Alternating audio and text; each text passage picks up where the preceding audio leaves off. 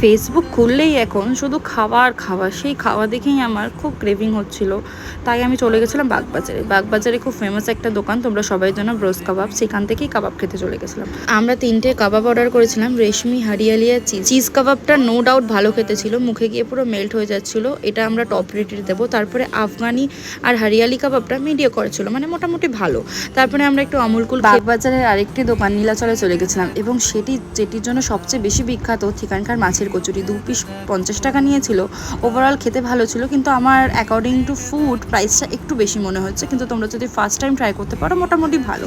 গঙ্গার ফুরফুরে হাওয়া খেতে খেতে লালুপুলোর ঘুগনির দোকানে চলে গেছিলাম। সত্যি কথা বলতে আমি একটুখানি টেস্ট করে যা বুঝেছি, চর্বিগুলো এতটাই নরম ছিল যে কোনো এফোর্টই দিতে হচ্ছিল না চিবানোর জন্য। এবং তারপরে বাউন্ডুলের 1 কাপ চা, গঙ্গার পাড়ে বসে চা খেয়ে সুন্দর করে একটা বিকেল কাটিয়ে বাড়ি চলেছে। তোমাদের যদি ভালো লাগে একটা সাবস্ক্রাইব, একটা লাইক আর একটা কমেন্ট করে দিও। Thank you.